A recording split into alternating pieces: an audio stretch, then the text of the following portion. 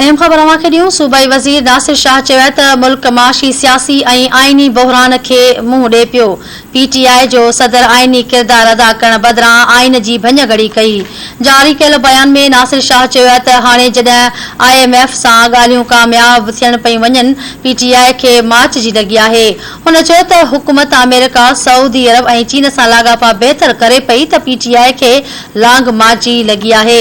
संदसि चवणु हो त ही पार्लियामेंट बदिरां रोडन ते सियासत करे डफेड़ पखेड़ण चाहिनि था। आके अहम खबर दे रहे हूं नाज़रीन। संदसि चवणु हो त ही पार्लियामेंट बदिरां रोडन ते सियासत करण चाहिनि था ऐं मुल्क में डफेड़ चाहिनि था। सूबाई वज़ीर नासिर शाह चयो आहे त मुल्क माशी सियासी ऐं आइनी बहरान खे मुंहुं ॾिए पियो।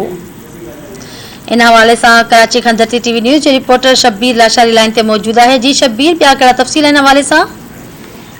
जी बिल्कुल, मकानी खाते सूबाई वज़ीर नासिर हुसैन शाह पारां शाह महमूद कुरैशी असद उमर जे बयान ते रद्दअमल साम्हूं आयो आहे। मकानी खाते सूबाई वज़ीर नासिर हुसैन शाह चयो आहे त PTI ॼाणे थी त जंहिं हालत में उन्हनि मुल्क छॾियो हाणे उनजी खे ॿीहर जेको आहे पेरनि ते मईशत खे बीहारण जी ज़रूरत आहे। चवणो त हिन वक़्तु मुल्क मुआशी, सियासी ऐं आइनी बहरान में फाथल आहे।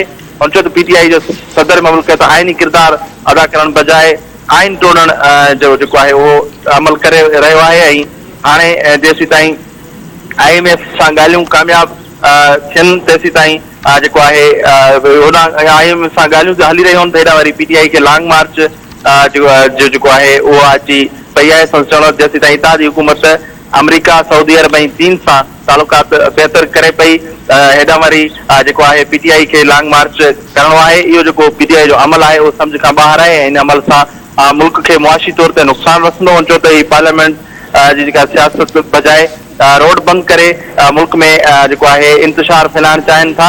ऐं ठीकु आहे, वॾी महिरबानी तफ़सील ॾियण जे लाइ।